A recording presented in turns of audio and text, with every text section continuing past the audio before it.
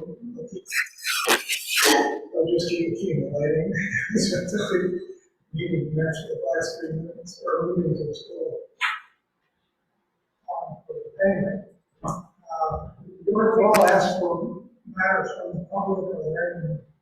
Some of the public. So that you can do that. Okay, that's easy.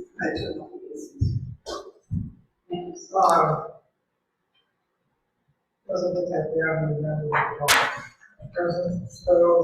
Well, actually, everybody in this room is a member. Yeah. So they're members of the committee. Yes. So we have any matters right out before we get started. Members of the public? Any comments? If you have any comments that you'd like to make, it's the time for comments from the public. And there's an encore at the end, so you can make comments then too. All right, then we will move on to moving to the 2050. We'll just move on to 2050. Let's see. Oh goodness, now I can't find. Where in the world?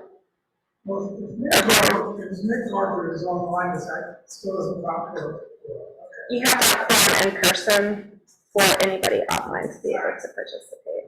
Okay. So I'm not starting in the right place. I just got back this afternoon from the APA Virginia conference, so I'm a little less organized than I would like to be. I apologize for that. Okay. Moving to 2050, we can talk about some general updates for the plan as well, but next I wanted to go through where we are in terms of public engagement, let y'all know kind of what we've done so far, what we're in the process of doing, and then also give you a little sneak peek on what we're hearing and who we're hearing from so far, and what our next steps are going to be. So first of all, as you all may recall, and for just a little bit of background, the Moving Toward 2050 plan is the MPO's long-range transportation plan. So every 5 years, we are mandated to update it, and it gives us a good opportunity to identify what our priorities are going to be for the next 5 years.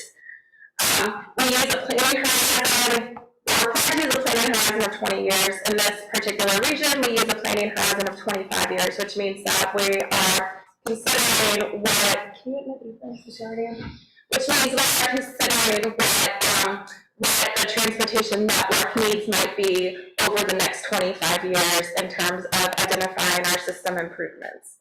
So that's why we're calling the plan Moving Toward 2050, because we're really looking at a planning horizon year 2050 and thinking about what are the next steps we need to do to maintain our network through that, or considering what our network needs are going to be through that planning horizon date.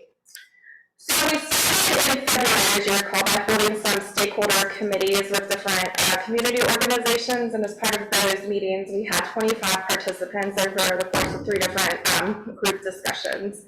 At these meetings, we were really trying to get feedback from different perspectives on the overall goals and objectives, and so we were able to incorporate their feedback and make changes to the goals and objectives in our evaluation framework based on the feedback that they provided. So from that point, we finalized our goals and objectives language, and now we've been moving towards not 2050, but towards getting more broad community engagement. So we're not necessarily getting feedback on what the goals and objectives should be, but on how important are each of these goals and objectives relative to each other. And then the second thing we're really hoping to get at this phase of public engagement is feedback on what in the transportation network are people identifying problems and seeing needs and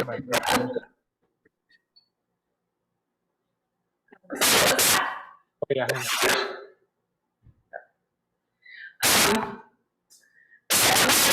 needs on the network. So we're trying to map comments that people are making, and then we're also going to use the feedback we're getting on how important the goals and objectives are relative to each other in order to incorporate that into our data analysis.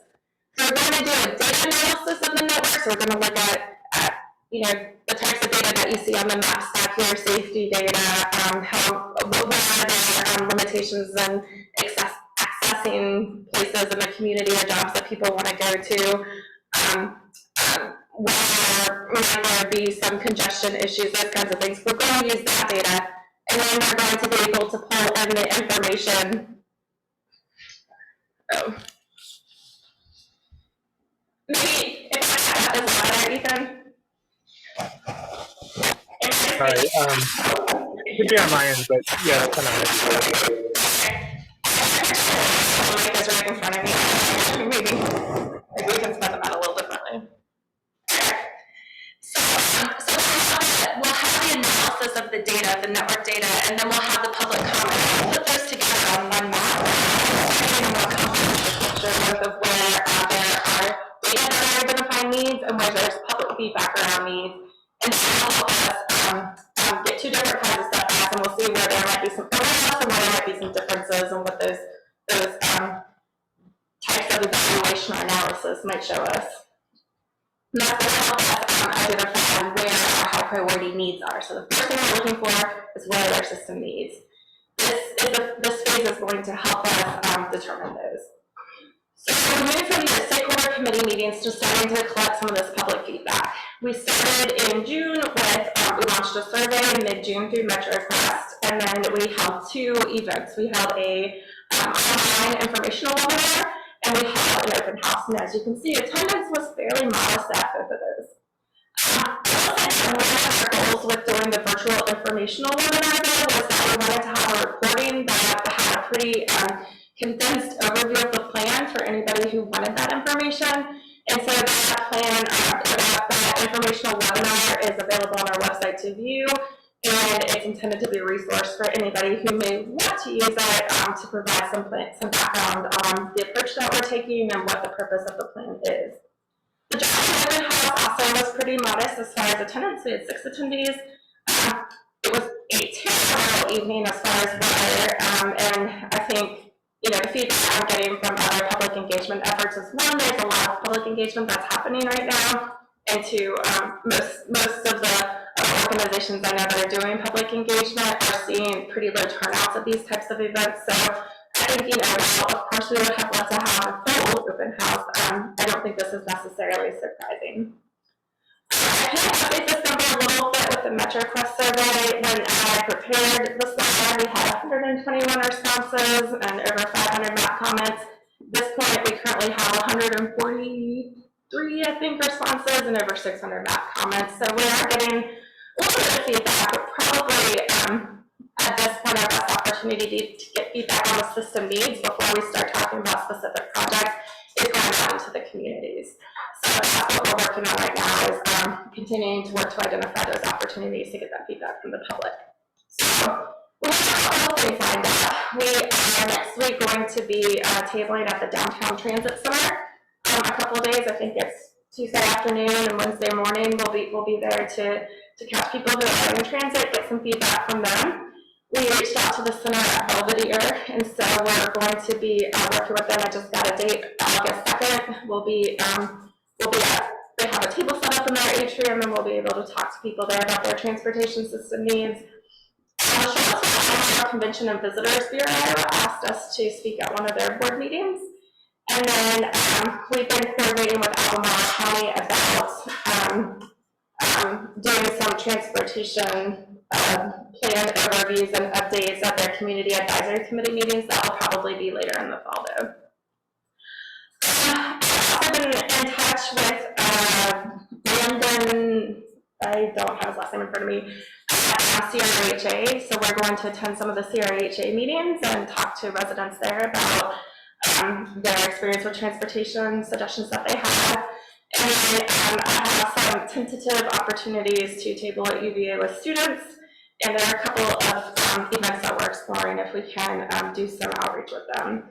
I think this is just sort of what's in queue and the progress that we've made so far, but we're certainly going to continue to explore other opportunities specifically to get into different parts of the region.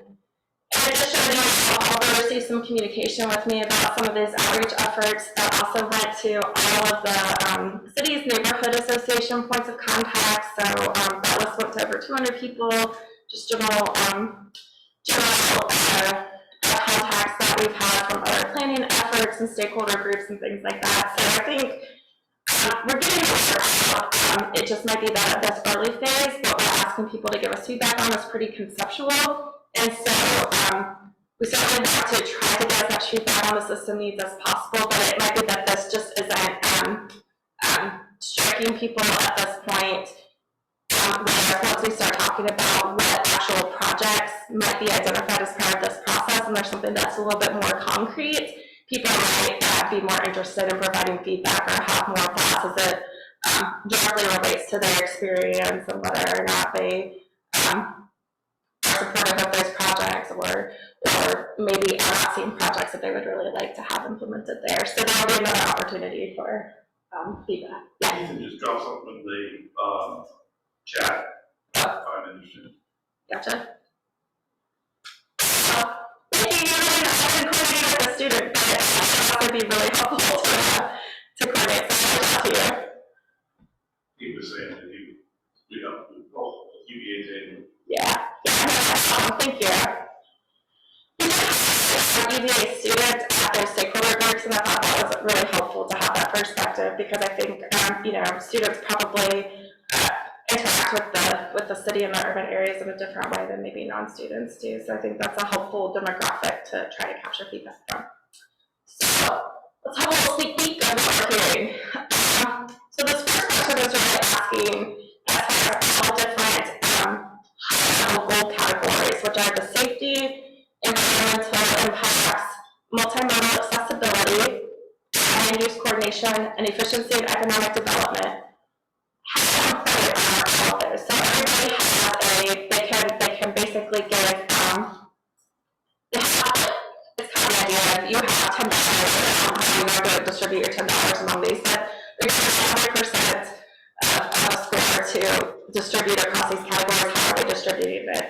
So you can see that the highest priority that is being indicated is safety, followed by the environment, and followed by multimodal accessibility. And then at the bottom are the land use coordination and the efficiency and economic development scores. So I think this is probably fairly consistent with what feedback I was expecting to hear based on other planning efforts that have been ongoing from other agencies like the City of Charlottesville and Albemarle County. That this seems to be very consistent among all of those, but we're not done with our public engagement yet, and so I want to be cautious about saying definitively that this is probably what is going to be the final outcome of the public engagement. We have a series of trade-off questions. So we're asking people that, forcing people to make choices. And what we tried to do when creating these survey questions was to sort of make a case for either of those trade-offs and sort of have people tell us which one they thought, which direction we should go with these. So the first trade-off was about what kind of modes should we be investing in the region. So the trade-off was between prioritizing roadway improvements and incorporating bicycle, pedal, and transit projects as opportunities versus prioritizing multimodal improvements. And you can see that the outcomes of this are very showing, at least at this juncture, a strong indication towards preferring the active and public transportation as far as the types of transportation projects that people think we should be pursuing. The second trend I thought was interesting, which was, is it more important to focus on access to jobs or access to community destinations that maybe aren't necessarily associated with employment?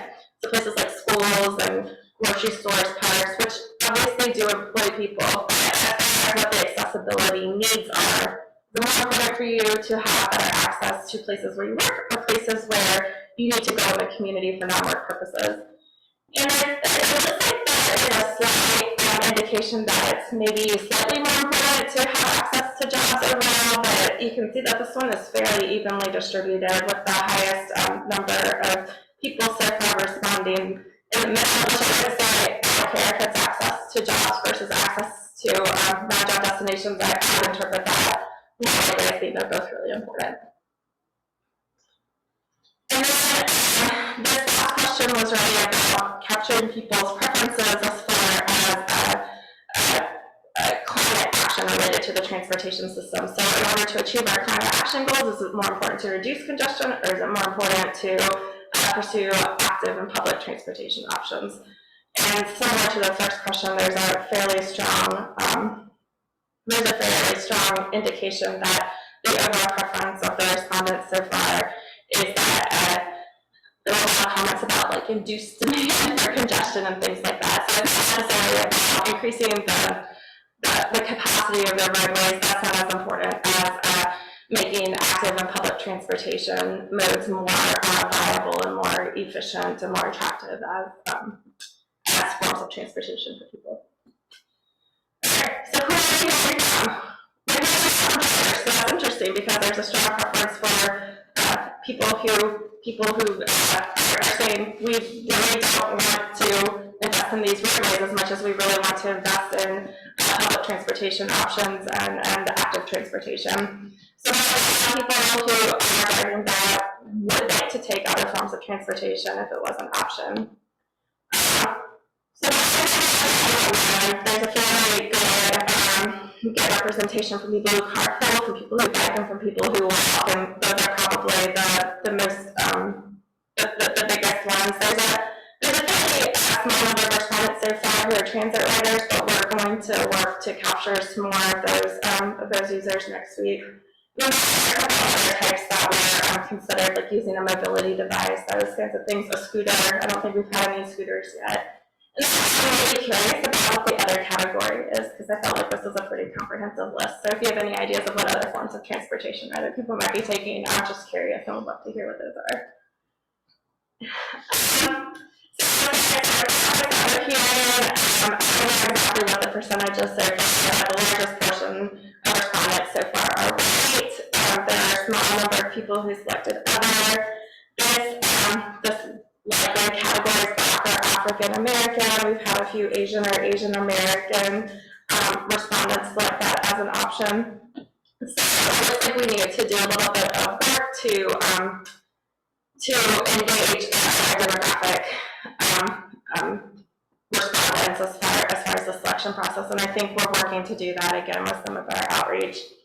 So we've had a few Hispanic or Latino respondents. We did translate the survey into Spanish. We have Spanish materials on our website. We actually had a Spanish interpreter at our open house. We did not have any Spanish speakers come, but that's something that we want to develop as a standard for our region, and hopefully we can continue to work to better engage those communities as we sort of build an expectation that we'll have those services available. Yeah. I have a couple questions. Well, first a comment. If you're looking to engage more Hispanic and Latino members of the community, I know Caetano from C3 is really done a ton of that work, so I don't know if you've connected with him at all. Yeah, he was invited to like stakeholder discussion groups and those kinds of things. So I reached out to him explicitly about this. We had some other contacts that I tried to reach out that work with those groups, but I didn't follow up with him specifically about that. And then there's also some communities that have higher percentages of Hispanic residents and Spanish speakers, and so we may try to coordinate directly with some of those communities. Yeah. Yeah, that's on my list. So I just haven't to connect with them yet, but those are good suggestions. And one other thing, these two slides that we just looked at, it would be helpful to see them like versus the overall demographics and information from the city. Yeah. Unfortunately, I was out of the office and just didn't have time to fill that together. We probably need a little bit more diversity of perspectives. It's likely that we won't necessarily get the diversity of that feedback through the survey tool. We'll try to be through other types of engagement with those communities. So, what we'll see from the survey, these might not change as far as the survey methods, but we want to make sure that we can document that we are getting other perspectives incorporated into the feedback we're receiving. Age range, this one has a little bit more variation.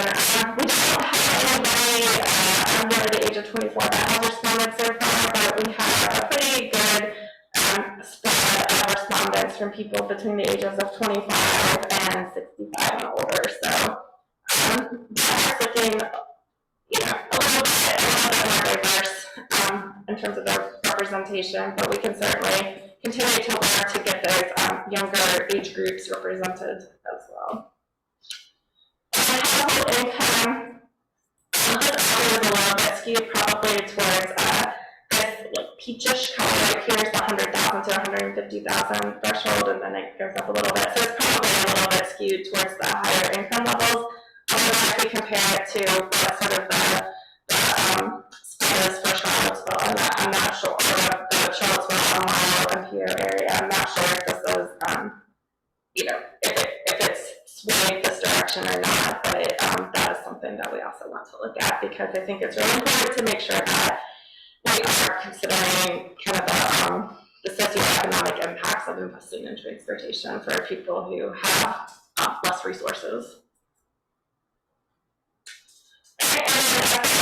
This is fairly evenly divided.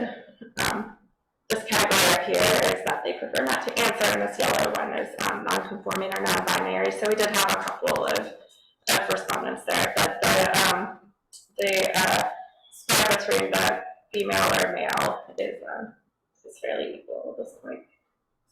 Okay. So we're going to continue to reach out to other groups. We have, like I said, meetings with CRHA, the Center of Biology, which serves seniors. We're working on some of these events. We're working with the students, and I'm going to reach out to Ethan. So we're working to get more engagement specifically to some of these communities that are represented as well in this group. And certainly I'm open if you all have any other suggestions or contacts that would be specifically helpful to connect us with them. Any questions or comments on this? The other thing I'll do is just real briefly, that is not what I wanted to pull up, is I'm just going to show you a couple of resources that have been added to the website. Yeah. Can you hear me? Sorry.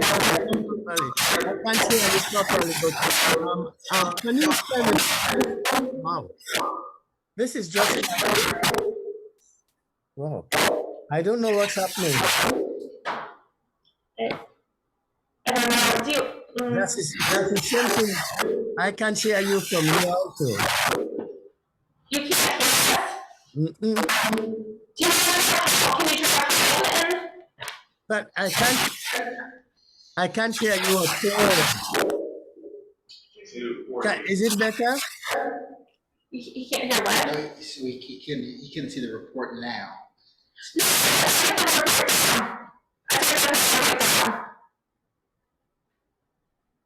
I think it's an audio issue. Okay, can you hear me now? Okay. I'm just interested in the distribution of races.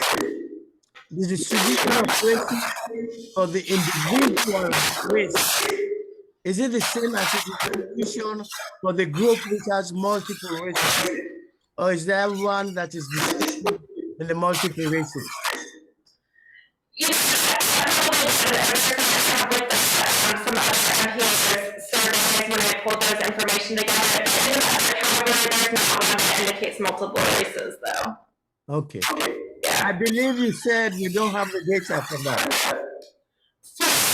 The distribution is from here. Okay. I'm sorry, don't worry. I can't hear. It's all murky when you say something, and I can't hear anything. I cannot understand what you are saying. There's so much background noise. Never mind. data for the analysis for the MPO region on hand, but Ryan has done that, so we can pull that in. I just didn't have it, I wasn't able to pull it into this presentation. Yeah. I had a question. When will the survey close?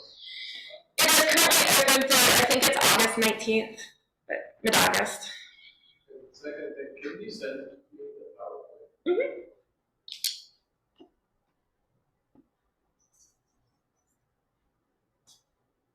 Or if you have like the data off of the survey. Yeah, it is like up to this point, but I can, yeah, I can download all of that for you if you want it. Yeah. For the network analysis, is that spatial in nature, so like a GIS-based process? Yeah, so we got a grant through the Office of Intermodal Planning and Investment to basically develop a GIS analysis for all of that data. What kind of measures are you looking at? Yeah, so for the, a lot of them are kind of what's shown up here. So we're looking at, for the safety, we are looking at the PSI intersections, potential for safety improvement intersections and segments. Potential for safety improvements is basically a measure that VDOT uses to identify where there are opportunities to make improvements and maybe quantify to some extent how impactful those improvements would be. So that's based on usually the most recent 5-year data set for crashes that have occurred. So we're using PSI for safety. And then for the bike-ped safety measures, we're using the Pedestrian Safety Action Plan. So VDOT has also identified high-priority corridors for pedestrian improvements, which are based not just on where there have been incidents of pedestrian-related crashes, but also include where there is maybe some latent demand for improvements, where the infrastructure itself prevents people from being able to travel, but where there are opportunities for connections between the types of destinations that people may want to walk to. So it looks at things like density and activity centers and things like that. So for safety, for accessibility, we're using this measure that the consultants developed called potential for accessibility improvement. So that's comparing the existing condition across several measures. So we were very intentional about wanting to make sure we're including addressing all different modes of transportation to the extent possible. So it's looking at comparing the existing condition in each of the travel modes to an idealized set of conditions. And that uses like geospatial statistics and a lot of complicated analysis tools that I don't know. Do you remember what it's called? Smart people that may know how to do. It's basically intended to show how much improvement and access could be made by comparing the existing conditions to an ideal set of conditions. So places where there's a lot of opportunity for improvement would get a higher score. For congestion, I'm trying to recall specifically if they are using TTI, the travel time index, something like that. They're using one of those types of measures. And then for bus and transit, they are using basically on-time performance information. So comparing either on-time performance to what their goals are, or comparing on-time performance to the previous year's on-time performance. So to try to capture it might capture some other things to what congestion would capture, but it helps understand the impacts on transit for congestion concerns. So those are, the environmental measure is not being evaluated until we get to the project evaluation stage. So that's not necessarily being considered at this point. And then for congestion, no, I already talked about congestion. What's the other one? Land use is being captured with raw scores. And that's also where we're bringing sort of the forecasting in, because there's going to be an application between the walk scores and what the future land use or future growth looks like. So places where there's an opportunity, places that have high walk scores are places where there's already a lot of places that people can get through walking or biking or riding transit, those kinds of things. So it's already places where there is opportunity for specifically multimodal improvements to create really strong connections within the network to support overall land use goals. So you're farming that out to a consulting firm? Yeah, the consulting firm has already developed the methodology. So what we're doing right now is we're going through the public engagement to get feedback on how important are all of these different factors comparatively, and then we'll pull that information to how we weight that evaluation. So that's what I was going to get to. It's like, are they going to build out a web-based tool that allows people in the public to weight these measures and then generate data to put it like that? No, we're going to be pulling information from the survey and from the public feedback that we get into the weighting process. Yeah. It's not necessarily going to be direct because if you recall, the goals and objectives, remember that all the lines that are crisscrossing and pointing in all the directions, it's not necessarily that, it's not going to be necessarily an incredibly straightforward process, but I think we're trying to generally understand what the priorities are the community are in order to determine how much weight to give all of these, understanding that some of the goals and objectives and measures are going to probably influence multiple categories. So for example, the land use and efficiency piece also has an impact not just on land use, but on congestion mitigation or potentially on safety if you're creating more connected, safer, more efficient trails, bicycle improvements, those kinds of things. There's a confluence of which factor this should actually be weighted towards, but this will give us a general sense of how to weight each of those measures, understanding that it's not going to be necessarily completely linear.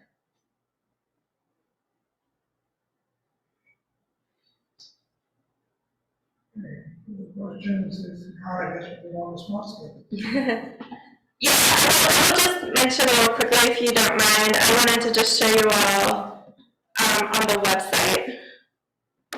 All the maps that we used, we have put onto a story map. So if you go to the website, at the very top, you'll still see information about the public meetings.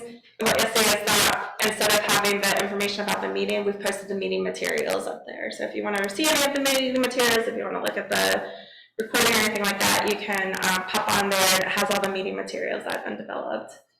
And then if you go to the back, this is in two different places. So right now there's a story map that we've developed to show all the maps, and our thought is that we want this to be a tool that we build on throughout the plan.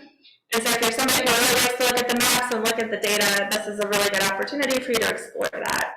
So we have all of the maps that you see behind you that we sort of have available for the open houses are now in the story map format on here. You can click through if you want to zoom in and look at things. You can certainly explore these. And we're going to continue to build a story map as we go through the analysis. So when we analyze the data, when we map all the comments, we're going to be plugging this into the story map to help sort of create a visual story of the long-range transportation plan, and one of those crazy ideas. Maybe it will someday become a musical, who knows. But we'll try to continue to keep this updated as we get through the different steps of the process. So this will kind of be able to be a tool that we can use to walk everyone through the process of planning and developing our plan, our project recommendations. Nice.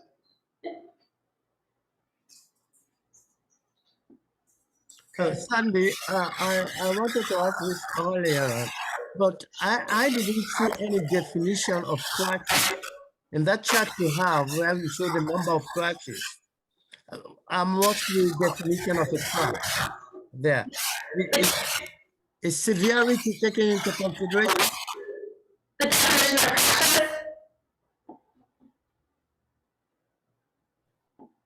How is the crash defined? Yeah, I need to calculate. I believe we're using PSI, and I believe we are providing a metric based on the property damage only equivalent. So that's a pretty standard way to sort of account for how many of the crashes were fatalities versus serious injuries versus minor injuries versus property damage only, kind of everything gets a value, with the property damage being the sort of the baseline and everything else is multiplied against the property damage. So I believe we did incorporate that factor into the safety analysis. I'll have to go back to look at that to confirm, but we did have that discussion. We did say we want to connect for crash severity because one of the things we talked about specifically with the goals was our goal to reduce crashes, or was our goal really to reduce those fatal and serious injury crashes? And I think most of us would take the trade-off that if you could have less fatal and serious injury crashes, even if it results in maybe a higher number of minor crashes, that feels like a good trade-off, or an appropriate trade-off. Ideally, you don't want any of them. You want no crashes, but probably in terms of what is most important is reducing the most serious types of crashes.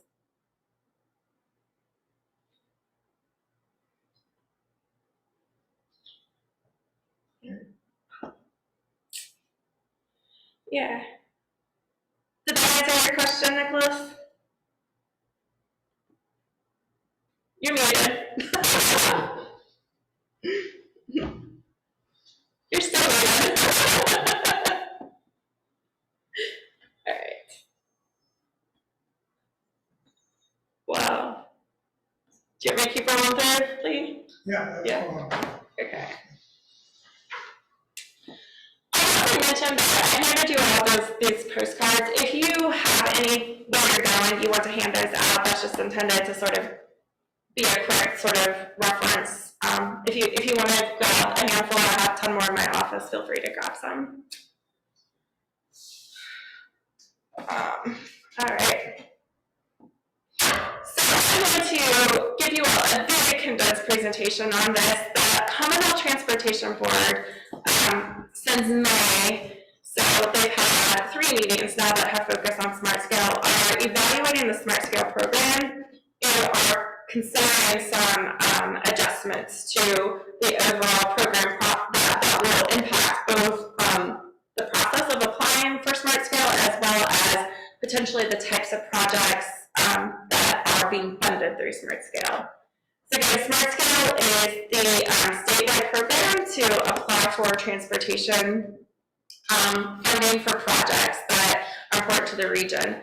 There are 2, well, I'll go through this, I have this a little bit later.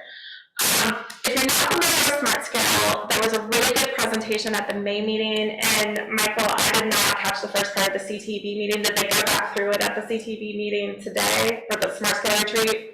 History in the background and that kind of. So I've been in an all-day district-wide meeting. Gotcha. I didn't catch it either. The CTB presentation. Okay. So if you don't know about Smart Scale, or you don't know as much as you wish you knew about Smart Scale, I would recommend 100% go to the Commonwealth Transportation Board May meeting and go to about the 2-hour mark, and they did a really good job giving an overview of the program, its history, why it was developed, what it was trying to accomplish. That's a good starting point. I have been following the meetings.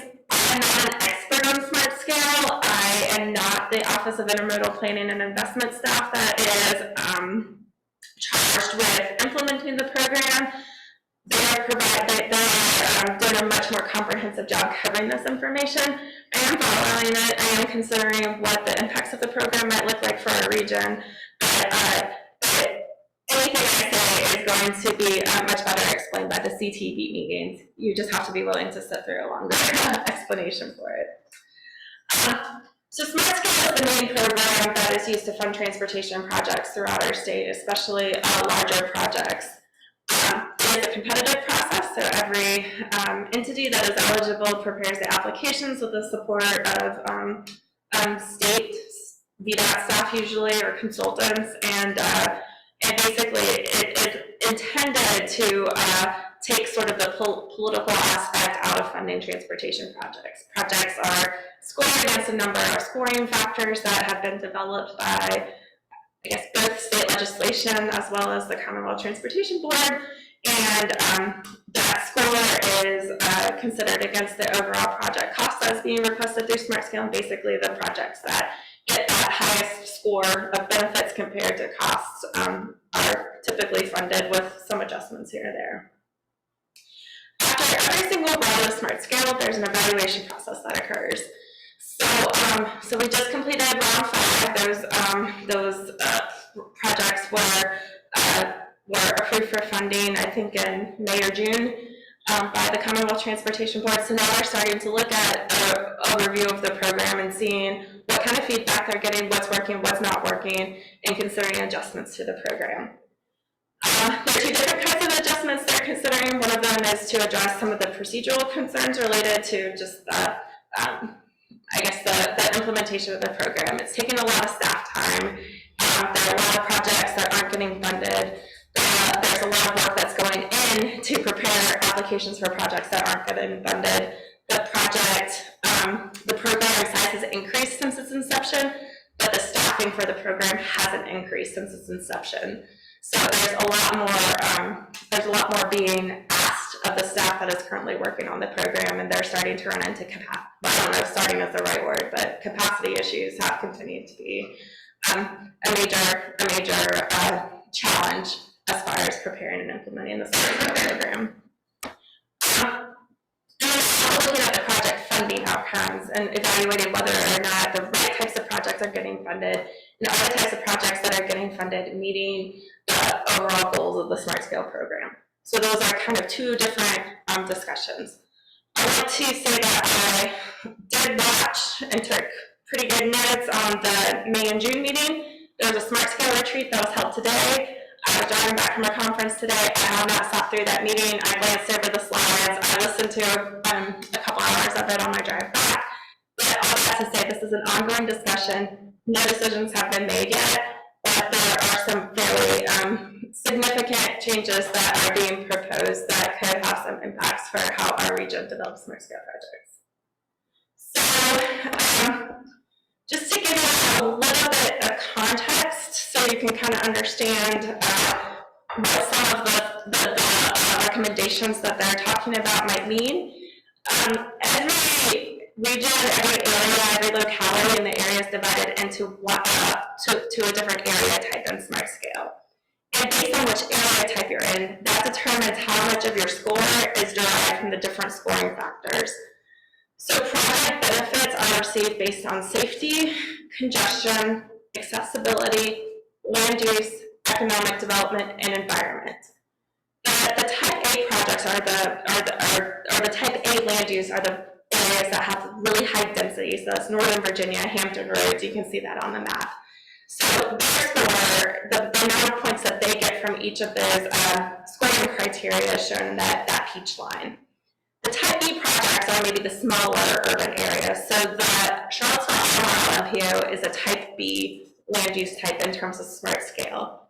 And then for the rest of the Culpeper construction district, the rest of the district outside the MPO area is type C, and then type D is the more rural areas.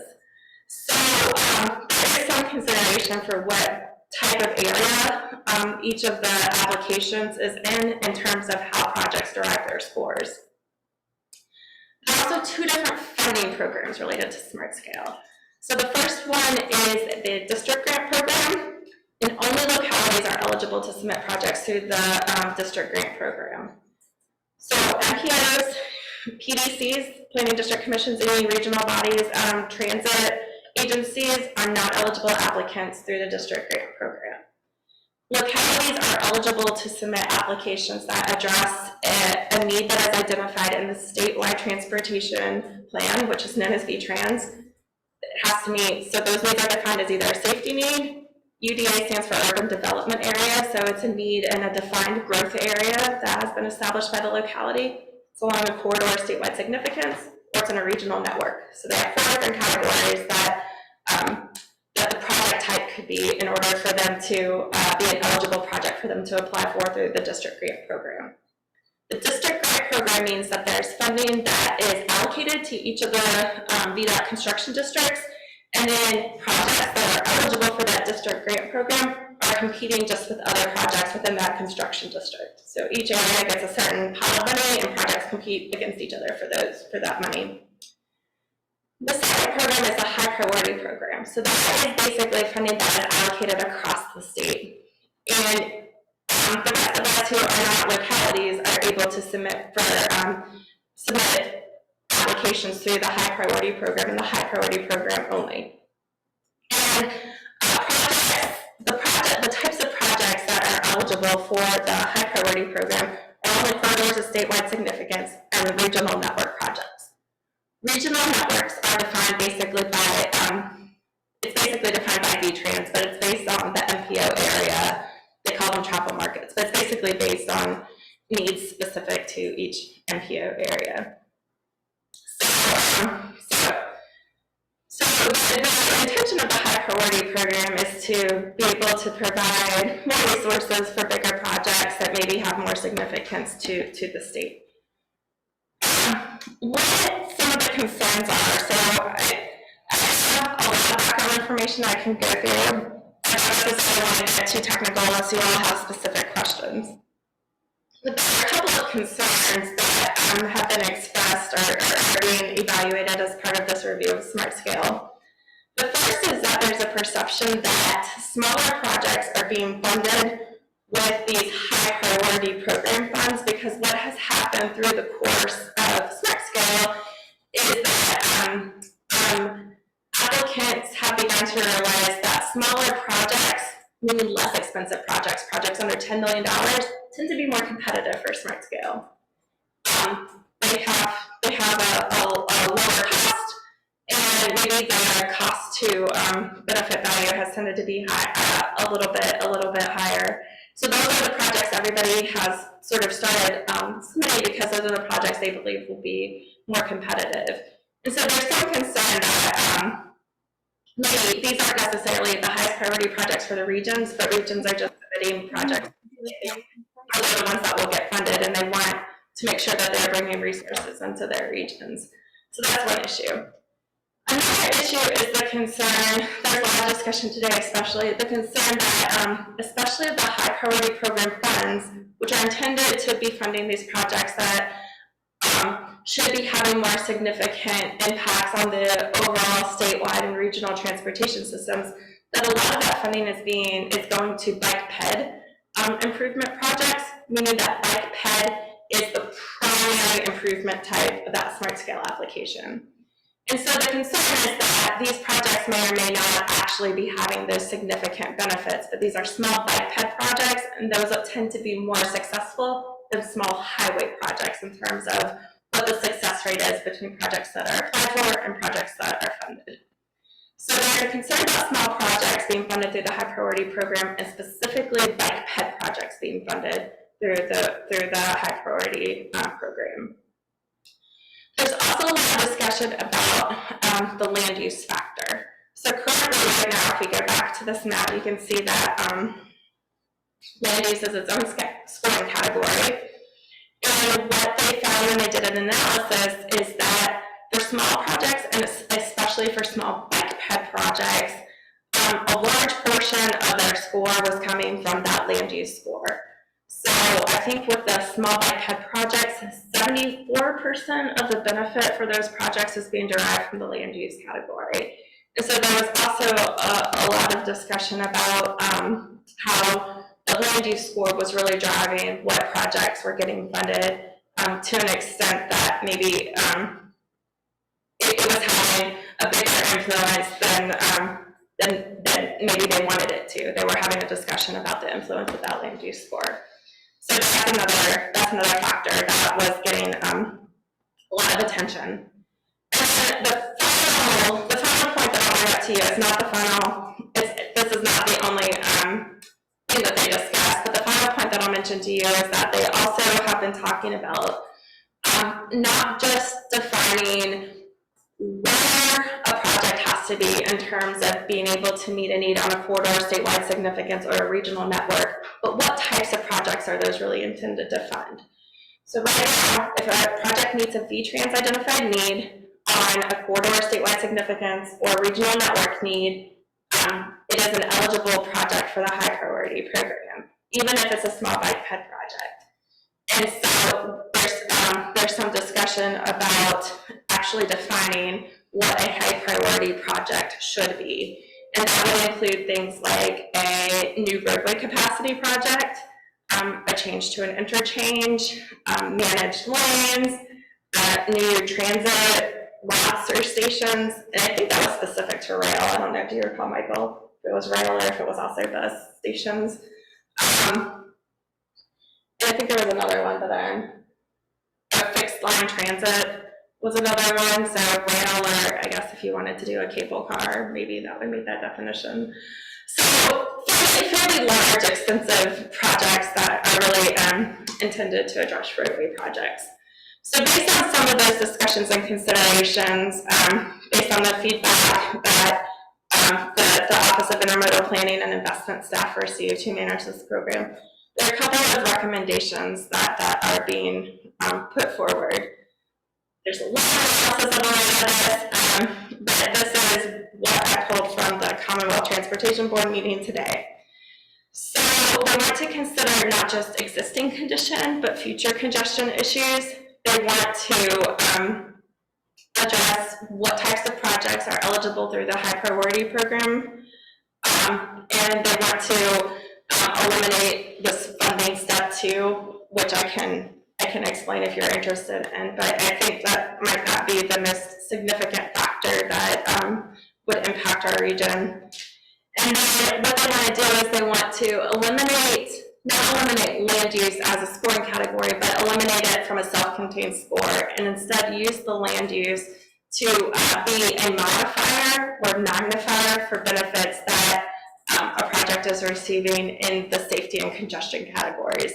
So if you've got a high land use score, what happens is that you get to have a multiplier applied to the baseline score that you're receiving for safety and congestion. So it would basically enhance those safety and congestion scores by a land use factor. And what they found when they sort of ran the projects that were received through round 5 through this staff recommended scenario is that it reduced the number of small projects by 46% to 57, and it reduced the bike and ped principal projects by 75%. So there were 13 projects that were funded. I don't recall, or I don't know, just because I haven't had a chance to look into it in depth, if this is 13 projects overall or 13 projects through the district grant program. I think that would be 13 projects overall, but I'm not sure on that. And so it does have this impact of funding slightly bigger projects. You can see that the average total cost of funded projects, if these changes were in place for round 5, the average cost of the projects would have jumped from 15.1 million to almost 22 million. And a total of 39 projects would have been removed from project applications. And then you can see based on the area types what those outcomes would be. So this is a staff recommended scenario that was put forward for consideration by the Commonwealth Transportation Board. They have not made any decisions. I believe, if I recall, there's a town hall, but they'll be revisiting this in September. And then there's a town hall that I believe is scheduled for either October or November. The reason I bring this up is because this could potentially change which types of projects the MPO would be eligible to submit. And so as far as continuing to work on developing our smart scale project applications, it's a little challenging to know whether or not we need to account for specifically the changes on the high priority program eligible project types when we're preparing our list of potential projects. Yeah. It sounds like if you're a bike ped advocate or you care about reducing vehicle miles traveled, the status quo is a great thing. The MPOs and districts are saying, hey, we want these kind of projects. If you're in the business of building big highways, you love this new scenario, proposed scenario. It seems like, I guess it depends what your priorities are. It's clear from the new proposals with the transportation priorities. I would go ahead and say it seems horrible to me. And it's also opposite of the findings from our survey. We prioritize multimodal, just roadway and public transit. It's just Yeah, I was thinking along the same lines, and I'm wondering who is staff? because it's certainly not, if they're getting a ton of bike head projects from all these places, what are their goals? Because they're obviously not adhering to like the will of the folks who, like the cities, and presumably, you know, the people who live in the cities who want these projects done. So this, yeah. Like who's lobbying for this? You know, and that's obviously what's happening. Watch the CTV meetings. The staff is recommending the scenario, is recommending based on the direction that they're being given by the administration. So, like the state of Virginia. Mm-hmm. So the staff in this scenario is the Office of Intermodal Planning and Investment. They're the department that implements the program. Just to give you a little bit of context, because I thought this was interesting, the principal improvement type can be a little bit confusing. So if there is a roadway project, the roadway project is the primary principal type, and it incorporates multimodal improvements. That's not necessarily going away. So one of the things I talked about in the meeting today is probably about 50% of the like a highway principal improvement type also incorporates some sort of like multimodal or active transportation project. It's just that those aren't the primary improvement. The primary improvement is the roadway improvement. The second thing is that there are still some projects that are bike ped projects that would potentially still meet this definition. So if we look back at our previous applications that we had submitted, just to get an idea of this, the River Bike Ped Bridge was actually considered as the principal improvement type a new capacity project because it was a new bridge that was going over a river where there wasn't existing infrastructure.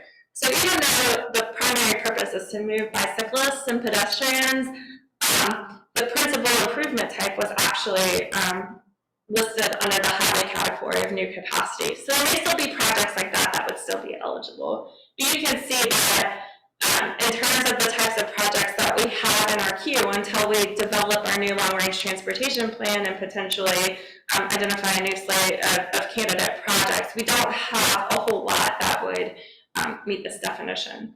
The other thing they're talking about is potentially reducing the number of applications that each entity can submit.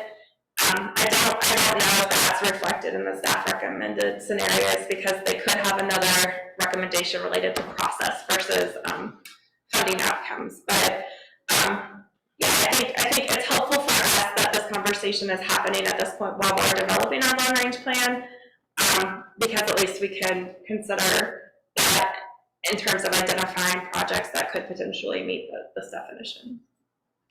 Sandy, in terms of these round 6 apps here, could you remind me of which, if any, of those got through for us?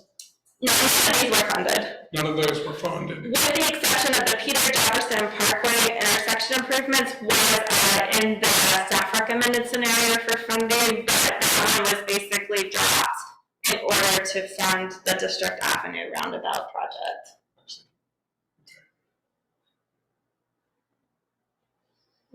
And then another thing in that, I think it was UDA, is that correct?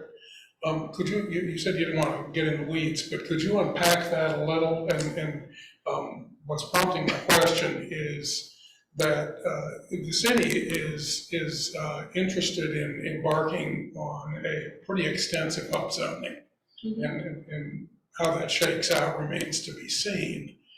But at maybe its fullest potential, I'm wondering what urban development from the Secretary of Transportation would look like, and of course, naturally, I would think it would look like mass transit and bike ped.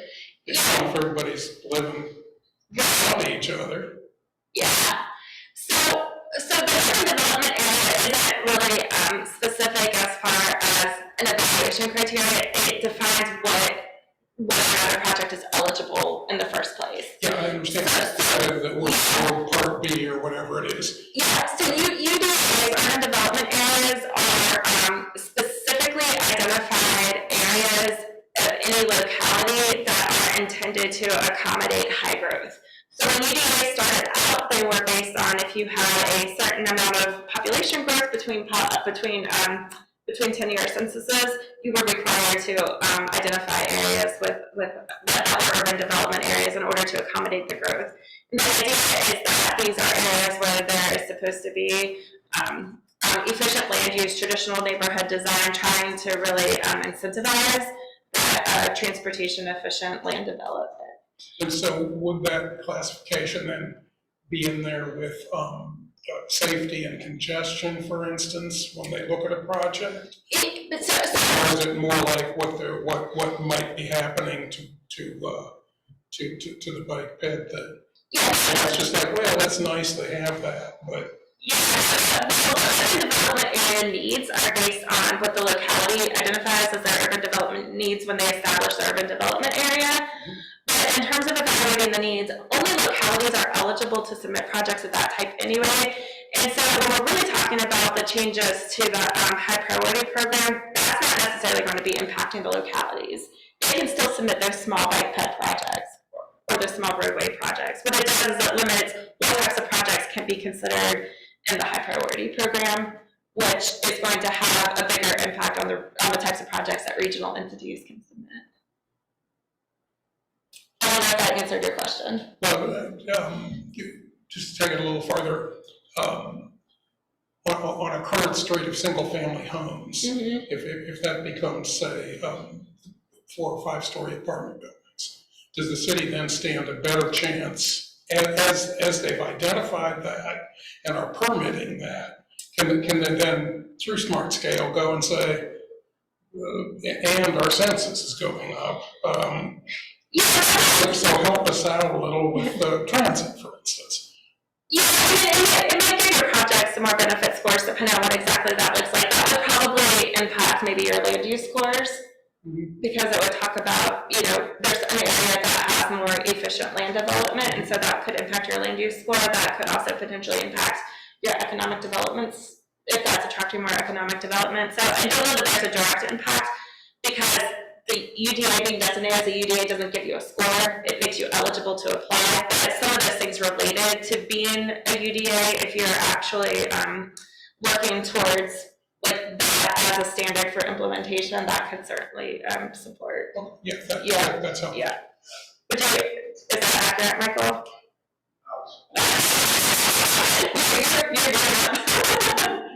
No, I'm saying. Yeah. Okay. Any other questions?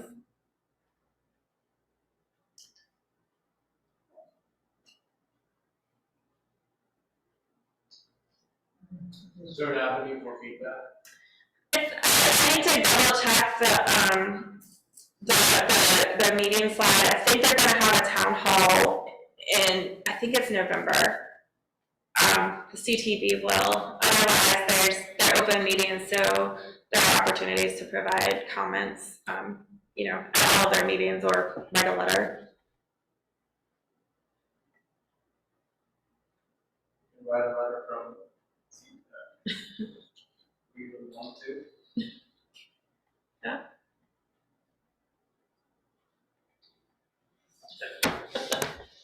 Yeah.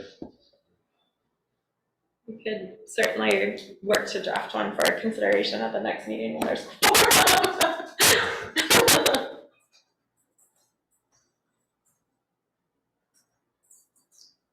I've heard it come up in other forums, so I think people who are bike ped advocates are working to address the issue of that among advocates to know that this is happening.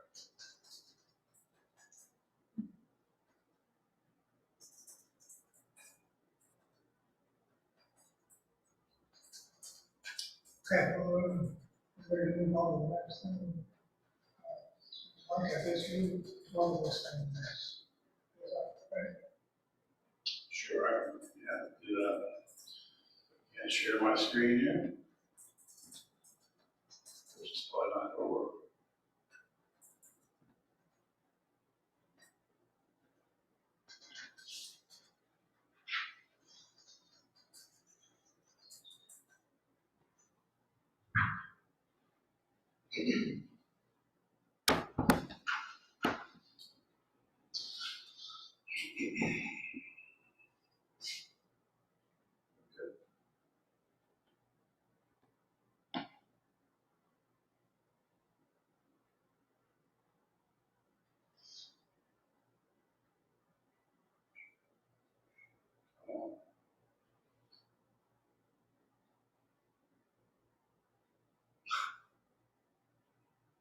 Is that launching? It's going slow. It looks great in the preview view there, Michael. Great, thanks.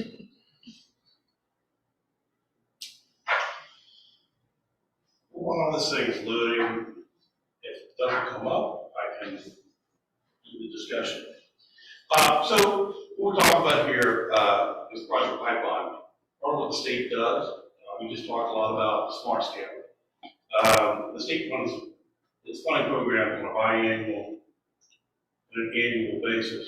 On a biannual basis, where the smart scale programs get funded in the odd years, revenue sharing and TAP programs get funded in even years. Where, excuse me, I said that wrong, all the way around. Smart scale is the even years, and revenue sharing and TAP are the odd years. We're in an odd year now.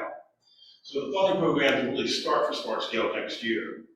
But part of what the state recognizes is that we need to be able to have, I don't know why this is not showing. Did you email it? Or I can also bring up the website. Would it help to bring up the website that shows the project? It would be helpful to share this.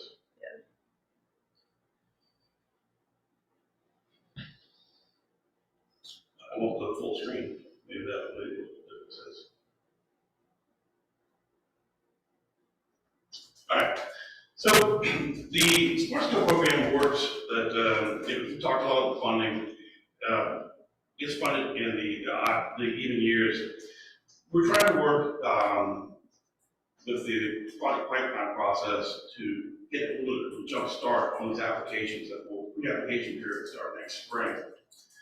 The project pipeline is an effort to take projects and develop those concept plans and estimates for that period. Will start next year by starting early.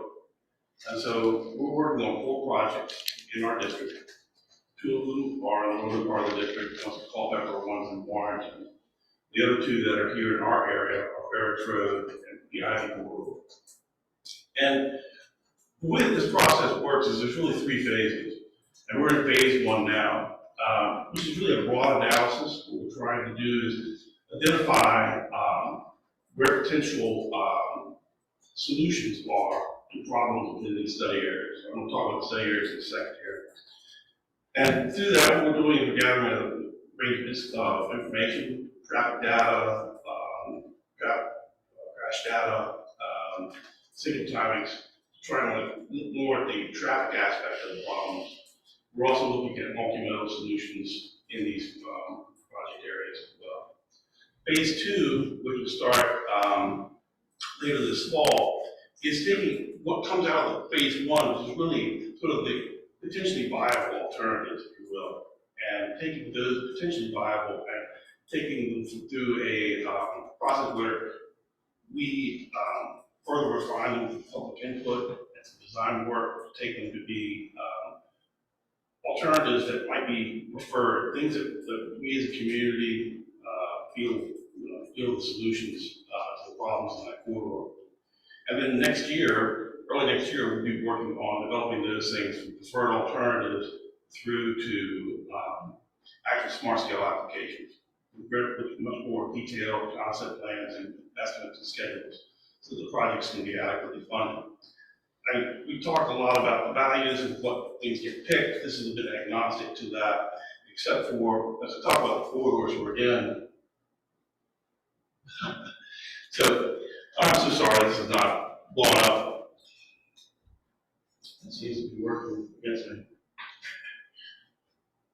So, the Barracks Road area that we're studying here, it stretches from the city into the county. It starts up at Georgetown Road and continues towards Emmett Street. So it's studying the Barracks corridor.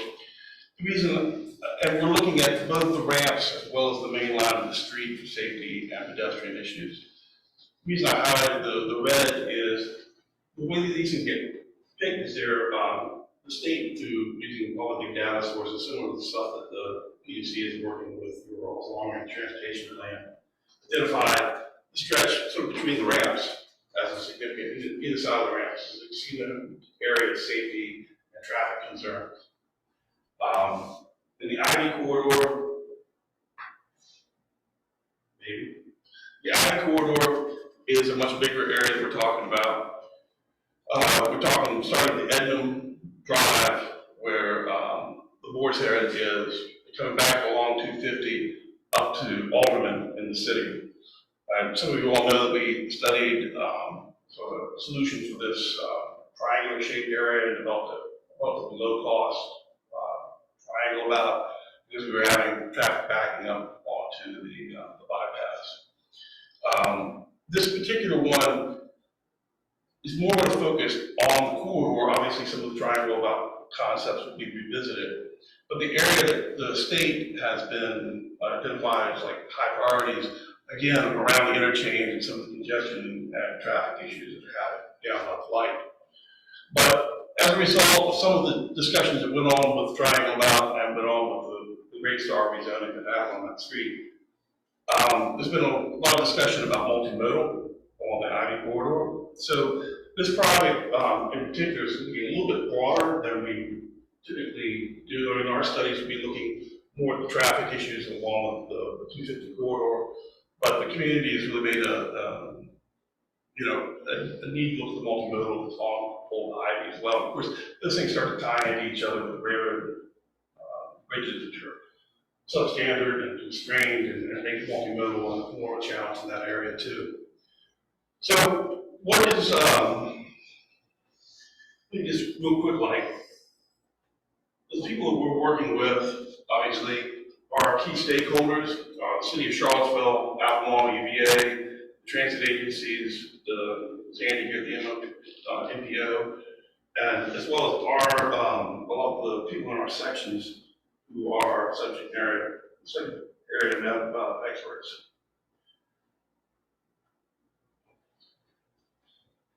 The Ivy corridor and the Barracks Road corridor, what we're doing right now, again, we're in this data collection phase. We're also, I want to sort of highlight on the multimodal thing. Obviously, Barracks Road, you all know that that's got a lot of challenges for multimodal there. Very limited sidewalks that are out there today. So it's going to be a real challenge, and it'll be something we're trying and figure out how best to meet that one.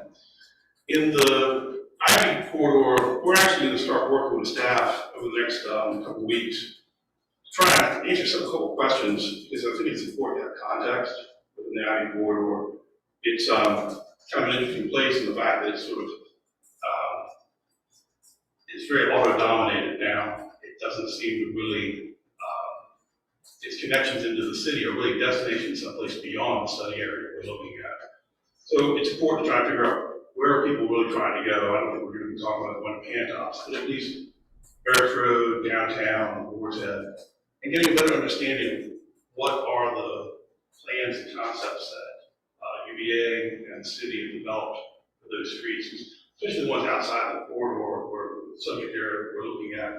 Important to try to figure out what do you all want us to connect to. And then the last part of this, something that we kind of call them 5 paths, because the corridor is very long and lineal, and there's really only so different ways you can get to it. You can either go north of Old Ivy, you can go south of Old Ivy, you can go north of the railroad, you can go south of the railroad, or south of 250. And I think what we're really going to try to hone in is taking a lot of ideas that people have had in the past as a result of physical constraints through the corridor, or hopefully opportunities, and trying to find ways to create multimodal passage through this area, as well as solving some of the transportation and needs that are there. Right now, we're getting ready to start a public survey similar to what Sandy is doing at the long-range transportation plan. That's going to start around the last 2 weeks of this month and into August. Again, sort of out of what I sort of mentioned, one of the big things that will come out of the data collection and the multimodal issues and the public surveys is a list of these potentially viable alternatives. One thing I should note that's a little bit different about this corridor, we're working closely with the county to try and work with a corridor focus group that will represent important neighborhoods and businesses along this corridor. The triangle about process, so there was a lot of public comment about that. I think it's important to make sure that there'll be general public input in this process too, but to be able to have people who are directly affected by the project, make sure that we're getting, like at the beginning of phase one, are we getting the general problem correct? Are we understanding what the problems are out there?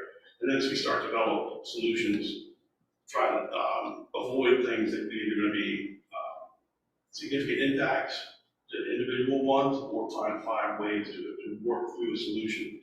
I think at the end of the day, we're going to try to find a project that is viable, that can be moved into phase three, where we can really try to engineer a solution for a potential smart scale, or maybe even smart scales projects in that area. Any questions that we haven't answered? How much money these two projects are all? Do you have any idea? For the planning efforts that we're doing right now? No, for the projects. So we don't even have projects per se right now, right? We're just trying to frame the problem. Phase one's about framing the problem. That will then lead to, different solutions, and at that point, I can start working on the, more engineering estimations to have a better idea of the cost of potential projects. How did you end up with those two projects? What was the rationale? They show up as high priorities in the community. We work with, in both in Warrenton and Culpeper, they show up in our data sets as high priorities in the V-Trans process. We work with the city and the staff members of the locality to get these corridors to that.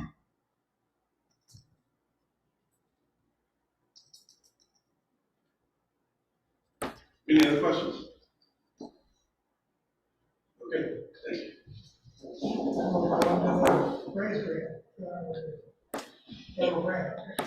Yeah, so these can be pretty brief updates, but we were not awarded the raise grant for the Ravenna River Bicycle and Pedestrian Bridge. There were 4 projects that were awarded in Virginia. We knew it was going to be a very competitive project. I think 3 of the 4 projects that were awarded were in areas of historically disadvantaged communities or areas of persistent poverty, and the equity considerations, the environmental justice initiatives was a big factor under this administration. And while I believe the project does have significant equity impacts for our area, it was not physically located in an area that met that definition.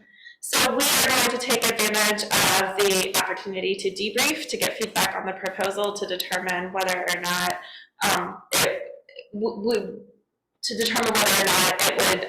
it performed well, and whether or not it may be worth reconsidering. But really, we'll be having a discussion with the MPO committees and the policy board to determine what the next steps might be, if there's interest in continuing to pursue federal funding, if there's interest in continuing to pursue the project, maybe at this point, or whether or not we want to focus on other opportunities at this point. We'll be having those conversations, but I think our immediate next step will be to get some feedback on the application itself. Yeah. Do we have a possibility to change the bridge configuration to make it more achievable? I think we would take that direction from probably the policy board. So if there was an inclination that they were supportive of moving in that direction, that's certainly something we could pursue. Can you remind me how much that project cost? Yeah, the final estimate, once you added in all the contingencies and the inflation, was right around $42 million. So what we were trying to accomplish by applying for the federal grant was to complete the preliminary engineering phase to get a more accurate cost estimate for the construction. Any other questions on the RAISE grant? More info, TBD. And then as far as the Safe Streets and Roads for All grant, as a reminder, this is to develop a multi-jurisdictional comprehensive safety action plan for all of the jurisdictions within the Thomas Jefferson Planning District Commission. We got support from all 6 of our local jurisdictions that contributed to the match. So we are currently in the process of procuring procuring consultants. We had the RFP that was published. We have received proposals, and we are actively in the process of selecting the consultant teams that we will work with. We probably anticipate that project. We stated that we will make a decision of the consultant team by the first week of August, and then we'll be able to move towards getting under contract and hopefully kicking off that project in September. Just as a reminder, this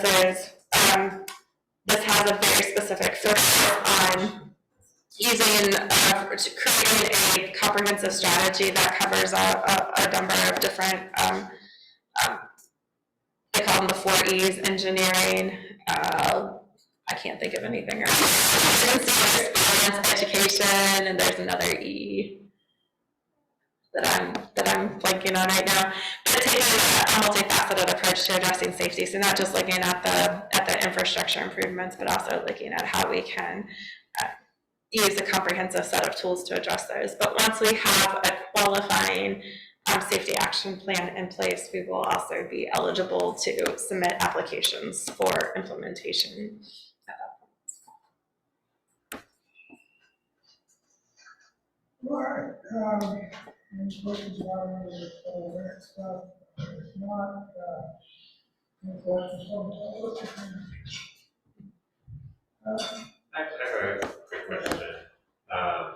Since you're talking about potential letter, I just want to know what's the best way for us to voice an opinion like that? Is it to write a letter and then vote on it and just send it from us, or is it make some recommendation to city council, the board of supervisors, to then do something like resolution or some kind of official order from the city to the Commonwealth Transportation Board? Yeah.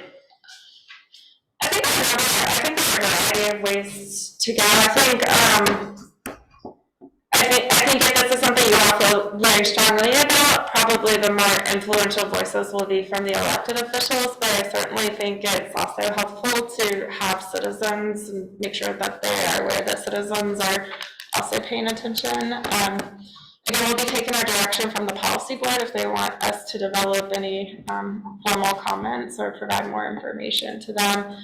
But I think, I'm certainly trying to make sure that all the staffs are aware of all of the localities so they can also be having those discussions.